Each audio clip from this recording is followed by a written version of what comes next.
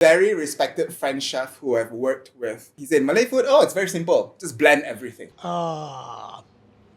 And how do you respond to that? I would say to him. In this second part of my conversation with Chef Adu Amran, a renowned chef, cookbook author, and MasterChef Malaysia judge who eliminated me, we get even spicier. We tackle why Malay food is often misunderstood, why rendang isn't rendang without turmeric leaf, and why galangal cannot be substituted with ginger. Plus, we dive into preserving authenticity abroad, the psychology behind food presentation, and the no-filter response to those who think Malay food is just blended spice paste. Get ready for an unfiltered, fiery discussion. Why hello there food lovers, and welcome to The Hungry Immigrant. I'm your host Abang Brian, a chef, food researcher, reality TV star, and a guy who believes that every dish tells a story. This is where we uncover the stories behind the flavors, the people shaping our culinary world, and the dishes that bring us all together. From hidden street stalls to Michelin-starred kitchens, we dive into taste, traditions, and untold stories of food across borders. So grab a seat, bring your appetite, and let's feast on culture, one bite at a time. I wouldn't even cook rendang without turmeric leaf. Yeah, it's not really rendang, right? Without turmeric leaves. Yeah. I mean, people say you can use coffee lime leaf. So But it's different. It is different. I mean, you know, when when I was in London doing this teaching thing, and I was trying to explain to them, and they say, oh, you know, galangal and ginger, because I am so fed up when I see a cookery book or recipe book that substitutes galangal with ginger. Right. I'm like, this is not right. And my reasoning is very simple. Okay, you are cooking or you are baking an apple pie, but you don't have apples, so you use pear instead, but you call it apple pie. Cannot, right? Yeah, cannot. Yeah. Even though they come from the same family, whatever. So for you, like the distinct taste of galangal compared to ginger? Okay, galangal tastes a bit like soap. Yeah, I tasted soap. So it's got that very sort of camphor, soapy-like taste. That's true, actually. Yeah, right? It's, you don't know how to explain it. It's gingerish, but different. But it's different. Yeah. It's like a soapy version of ginger. That's why we use it sparingly. Yeah. Even in Thai cooking, if you see in their tom yum and their curries and all that stuff, they rarely blend it. They slice it and put it in the curries, right? The ratio is only half of any of the ingredients, like the shallots and the garlic. And the garlic and the shallot, the garlic is half by the shallots as well. So the galangal is even half, like a quarter, 1/4 of whatever, or 1/8 or whatever. Yeah. So wow, I never thought of it that way. Yeah, but it is an important ingredient. Without it, and some people may not agree with me, it won't be rendang, because I can taste it, whether it is with or without. I think this is something that we can share as chefs to our audiences. You know, when we're talking about, we don't blend the galangal, right? Yeah. So generally, for anyone who's listening or watching, generally, the smaller the item that you cook, well, the smaller you chop or slice a particular ingredient, the stronger the flavor is. Yes, but in rendang we blend. Yeah, so we blend it becomes stronger. Yeah, because of the amount, the quantity is not as big as the other ingredients. And even the history behind why we cook rendang is to preserve the meat. That's right. Yeah. It's all preservation. What would your advice be to other chefs who are traveling, or young people nowadays, they travel, right? Like they're starting out their careers. How did you not lose yourself? It's very simple. If you work under different people, you just have to follow the rules and regulations that are implemented on you. So that's given, right? Mm-hmm. But I have always been lucky because I've always been doing for my own establishment and all that. So that gave me freedom to be myself. Yeah. Of course, within reasons, because at the end of the day, it's a business. Right. You have to feed people that will pay you your wages. So so that compromise, it's like a marriage. You have to compromise to some extent, and you have to work it out. And if you don't work it out, then you will divorce, right? But there's also that opinion that if you go into a marriage, the person should love you for who you are. right? And you Okay. shouldn't change who you are. That's right. So there are different cultures, different people and different chefs who are unapologetic at all about who they are and who their food is. Yeah, I'm pretty much like that. No, I think it's all in the presentation. Don't scare them off. Right. Okay. For example, you lure them in with the ambience, and I mean, like here, for example, the ambience is neither Malay, Chinese, or whatever. It's everything put together. Every single person who comes here, whether it's the Indian, Chinese, or oh my God, what place is this? I mean, suddenly Chinese song comes out of the speakers, and then it changes to Tamil, and then Chinese opera, and then Portuguese fado, and all that stuff. So this is what it is. Because I mean that's the representation of me. But when it comes to sort of luring these people to understand your culture, or where you come from, you have to be a bit more clever about it. So when you present your food, it has to be presentable. The way that they understand it. For example, I have smoked banana brownie in my menu here, because smoked banana, when you look at it, you wouldn't want to eat it because it looks, right? So in London, I made it into an ice cream. So that is like an introduction to the smoked banana. Ice cream everyone loves, right? But the taste, oh my God, I mean, this is so unusual and all that stuff. So cooking also needs psychology. So, I mean, you have to understand your own culture first, your own roots, and then you have to understand your audience. Only then you can be successful presenting your arts or craft. I think that's very meaningful, because if you don't even know who you are, right? It's a non-starter. It's a non-starter. And sometimes I don't see this in young chefs. Like the young chefs who go out there and they work. And I don't blame them. Imagine if you work in a French kitchen. Yeah. Right? And you're surrounded by all the French techniques and whatever not. How do you not lose yourself? Because for me, my food is me, right? Yeah. So My answer to that is very simple. Don't work in French kitchen.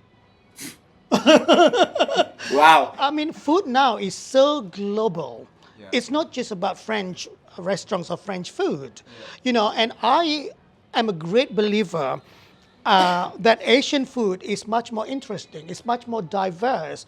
And, to create one dish, we need quite a number of ingredients. I mean, aglio olio. I mean, it's not French, it's Italian. Yeah. What, 3 items? Pasta, garlic, and oil. Okay, a bit of salt.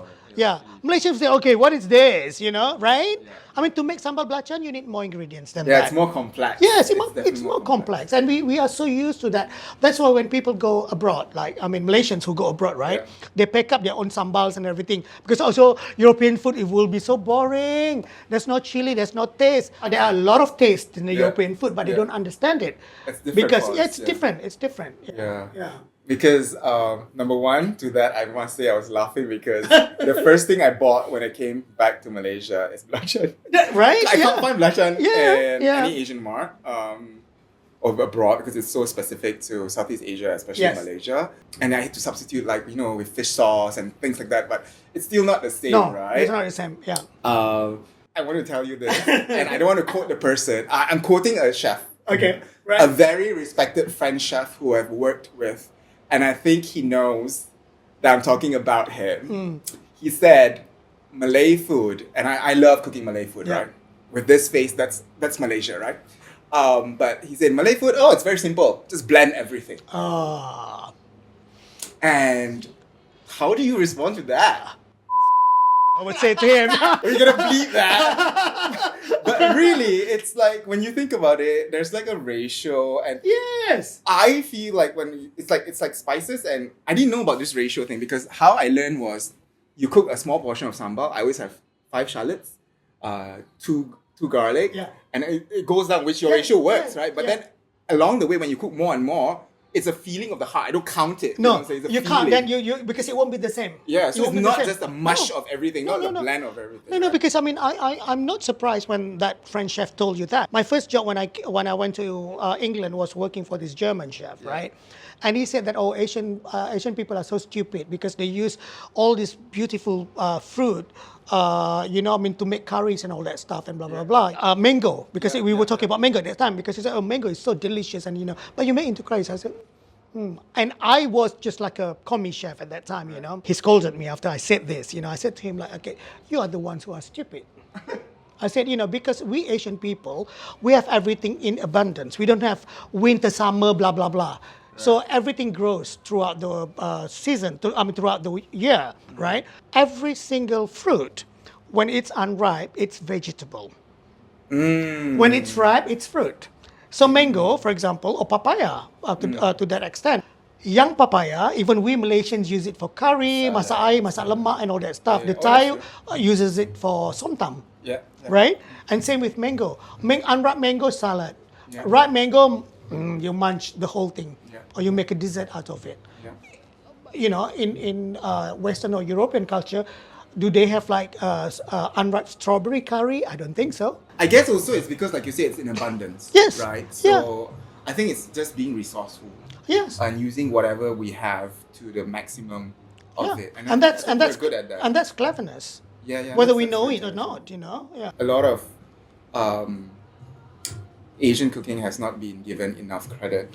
Yeah, because we ourselves don't. I mean, what you are doing right now is amazing, because you're trying to put it out there, and then and I've always had this sort of in my mind, how can we sort of carry this forward so that people understand? That's when I said to the French, to the German chef, I think you are the one who is stupid because you don't understand even pineapple, right? Unripe pineapple, purgery, curries, can, and then ripe, and then you eat it.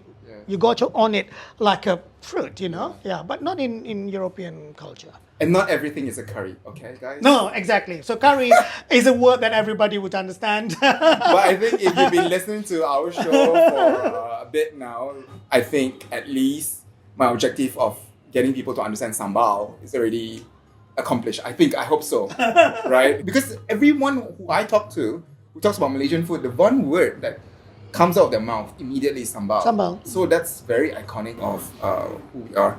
And then I realized again that I'm going to get the chef who hated my food taste my food again. No, correction. I didn't hate his food. Only when he was eliminated, he wasn't doing well. What was it? What was it? I can't remember either. But the very first time I got eliminated, so I was in MasterChef a few times, I still did not win. But I think the first time was steak, which I am no longer ashamed of it because I started cooking because of health. Yeah. For my father with Yes. cancer. Yeah. But then you have to see where it got you. Yeah. I mean, it kind of like changed your direction. And it changed my direction. In a way, right? And, Yeah. I think MasterChef, that franchise, I feel sad that it's not continued on in Malaysia. Oh, I'm really, really sad. Yeah. I mean, it doesn't have to be me as one of the judges. I mean, it could be anyone, but I think it is sad that it will Look at not continue. MasterChef Australia. Yeah. It's so strong, and it's benefited so many people. Yeah. And we're talking about, like, this podcast is about bringing people to understand different types of food, opening people's minds, and I think that show is just not that it's not just about the competition itself. It's so much more, and like you can see everyone in Australia knows MasterChef Australia, and people are so much more in tune to foods that come from all around the world. So I think it's something that I feel very sad that it was not continued on in Malaysia. But so being like a very prominent Malaysian figure, both to me in the culinary world, entertainment world, and education as well, because you were lecturing for quite a bit. Right? I was a face of the culinary faculty. Right. Yeah. So what is your opinion about the direction that the representation of Malaysian food is going? I don't mind progress because, if you remember, right, I mean, we have like traditional food, and then we have fusion, and then we have molecular, and now it's progressive this and progressive that. I hate putting title to, all these sort of. What is progressive? Dewakan is progressive, Gagan is progressive, like progressive Malay, progressive Indian, progressive. So it's no longer fusion, darling. It's now progressive because then, No, because the word fusion for a long time was a bad word. Yes. So they just changed the word. Now it's progressive. So I think it's worse than fusion. But anyway, I'm not. Yeah. And anyway, so they can do whatever they want. But for me, it's good to see progress in food or changes or you want to up your heritage and all that. It's all good. I'm on with that, but without forgetting your own roots and your foundation of your own cooking. the food. I mean, your heritage and my heritage may be different because we didn't live in the same household. I mean, what you understand and what I understand, I mean, may be different. But then that's your heritage and that's my heritage. But putting cheese on your goreng pisang and you call it a fusion, then I'm sorry, I have to vomit myself because that's not fusion, and there's no marriage there, there's no correlation, there's no it's just because you put anything on cheese that you can sell. Okay, business wise, okay, maybe you've made your millions, but I still haven't made my first million. But that's not the whole point. When it comes to culinary heritage food and what you have to preserve, you really have to understand where it has to kind of like have the boundaries. What is the one thing that we should preserve? Rice, of course. Yeah. Because rice is basically one ingredient that connects all Asian people. From Malaysia to Pakistan to Middle East and all that stuff. We're talking about Asia as a whole. And rice is not just rice. All kinds of rice. I need to explain this. I'm doing because we need to break it down for people listening, because some people think rice. I'm talking to, it's not wrong. I'm not going to make you feel bad for listening to this, but this is for people who microwave their rice. Like they get, have you seen those? Like they get them, and it's very normal in certain countries. Boiled and just microwave. No, it's actually in like this plastic container. It's one serving. You put it in a microwave and that's rice to them. And for me, that's not rice. And it's, so that's the only thing a lot of people know as rice. I think rice is so many things and it means so many things. Yeah, I mean, when they stole our rice and they brought it to Italy and they make risotto. And if you and I give risotto to our moms, they will say, this is uncooked lah, jelanta lah, So, the understanding of how to cook rice. I mean, different cultures do it differently. But I mean, rice is Asian. Come on, hands down, And I'm doing my series now on my social media, rice series. I can create 100 and 1,000 different kinds of rice dishes, but I'm narrowing it down to only 10. But yeah, I mean, like talking about rice, I think we can do a whole episode on rice. What you said was very interesting because I saw this documentary on the Malaysian community, and it told the story around rice because it is the thing that unites us. And it's not just rice takes so much form. It can be from sun up to sundown, we eat rice. Yes. Right? As a dessert, there's rice.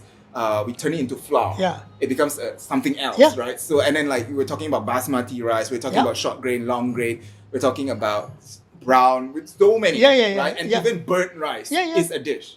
Right? And also, we Asians, we have different terminology for different stages of rice. Correct. Right? Yeah. In English, it's just rice. And so, do you still use your finger? Yes. to measure the water. The water yeah. Right. I mean, rice is beras. Yeah. And then when it's cooked, it's nasi. Yeah. When it's overcooked with a lot of liquid, it's bubur. Oh, yeah. Even in the language. Yeah. That's what you're saying. Oh. Yeah. In the language. Ask your Filipino friend. Even in Filipino language, they have different names for different stages of rice. Oh. Padi. We don't call it nasi fil. Padi fil. Yeah. Because rice is just rice. Yeah. In English, it's just rice. And then porridge. That's all you have. Rice paddy. Oh, yeah. Yeah. Oh. And then the kera is the, at the bottom. The burnt rice, Scotch rice. Yeah. Interesting.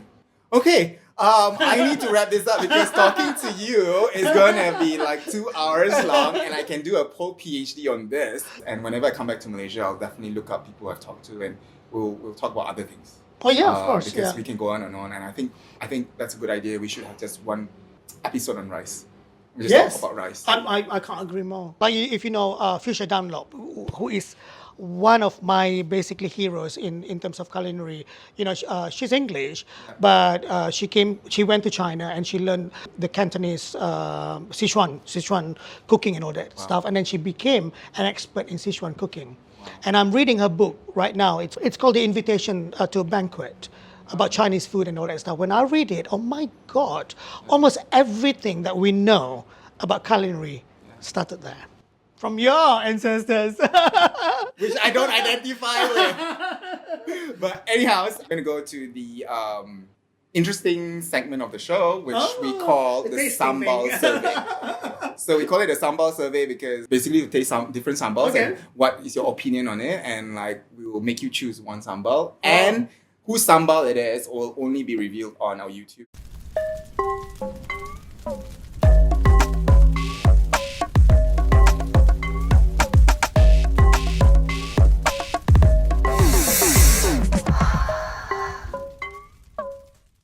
Okay, so we have come to the segment of the show called Sambal Survey. So I don't want to. I want to be impartial, so you can judge it with looking at it and everything. But like, Right. I'm gonna put this blindfold on, and then you're gonna help me, okay? Okay, so let's taste the sambals.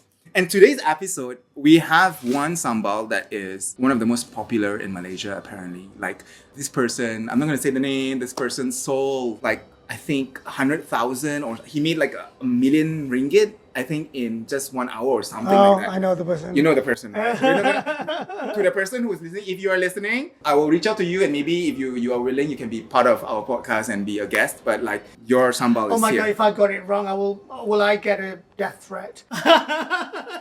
So this is just an honest opinion, okay? Oh, I'm an honest person. We will tell you later on. All right. Okay. So how do we do it? You taste Just- first, or You just take one. Where's my? Oh, it's here. yeah, that's Okay, yeah. yeah. So let's just take Okay, the I first put- one. I put in your bowl, right? Yeah, Because you you put can't some. see. So Okay, it's there. okay, yeah. Okay, and then you put some for yourself, and then we taste it together. Okay, And we'll ah. say what we think about this sambal. All right. Okay. Did I take it? Sorry. Did I scoop it up in my spoon? No. Where is it? Here. Yeah. That was not a good idea. Okay, first, from the smell, it smells. Oh, I know this one. You already know. This one is quite Yeah. spicy. Yeah. Quite spicy. It's got like, I think some sort of like shrimpy, Very shrimpy. very shrimpy, right? Very belachani. Mm. Yeah. But I think this is a bit too spicy for me. So this is sambal tumis. Okay, all three are sambal tumis. So in Malaysia, we have a lot of different sambals. And so this one is the sambal that usually you have with nasi lemak, Yeah. for example. And it's all cooked. What do you think of the first one? It is a bit spicy, and I think I love the color. The consistency is good, but for me, for my liking, there's too much shrimpies or belacan or prawns or whatever. I think it should be a little bit sweeter. I like my sambal a little bit sweeter, For me, it's okay. Yeah, yeah. But there's that bitter aftertaste. which happens because Can you taste it now? a little bit. Yeah, yeah. Either there's ginger in it that wasn't, it's too much of it, or too much like raw ingredients like the garlic and the shallots. Yeah. Let's try the next. Okay, this is mine. I don't like it. Okay. I don't like this one. This one is like. I'm confused. Which one was mine? Before I shoot myself in the toe. It's sourish. It's too sour. It's sourish, right? Yeah, It's yeah. sour. And I think because some of the sambals that we got is like off the rack. So sometimes people put this, I don't know what they put to preserve it. It tastes like, Oh, the acid thing. Yeah. Yeah. Yeah. so it's sour. This one, I don't like this one. It's too sour, and also, I mean, the texture. I can taste the chili. Okay. Yeah. So like, because it's not fine enough. Yeah, That's it's what not fun I'm saying. enough. I mean, you can make a point if you want to make sambal which is not fine, like when you don't want to grind the chili finely. That's okay. But this is uncomfortable. I feel sambal to me should be like mush. Oh yeah, yeah. And yeah. then maybe if you want onions, you have the onions. Or if you want to preserve it more, basically, then you have to basically blend everything and cook it for the longest time and stuff. Okay, let's taste the So last this is one. the last This one, one? the second one is definitely something that we don't like.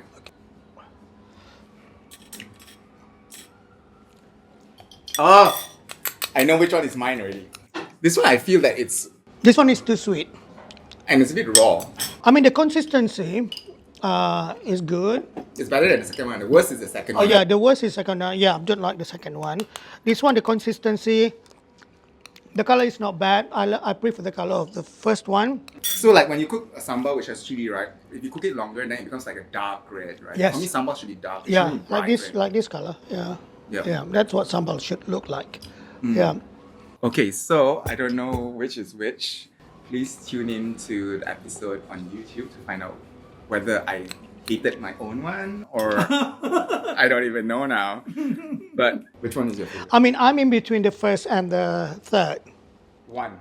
Or I have to choose one. Yes. The first one. The first Yeah. one. And with that, I want to say thank you very much, Chef, for being on our show. Thank you for having me. And I can assure you, if we have another season, you'll be another guest again for the next yeah. season because we have so much more to talk about.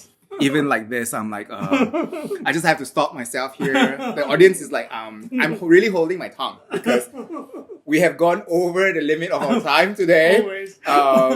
But yeah, I think there's so much more that we can talk about. And thank you for having us here in your restaurant. Anytime, yeah. And your socials. Anything that you want to share with? My Instagram, Chef Adu Amran. Yeah, and TikTok the same, Chef Adu Amran. That's it. Okay, so if you do come to Malaysia, check out Adu. Adu Sugar. Adu Sugar is a restaurant. Instagram for Adu Sugar restaurant is Adu_Sugar. Sugar as in sugar. Right.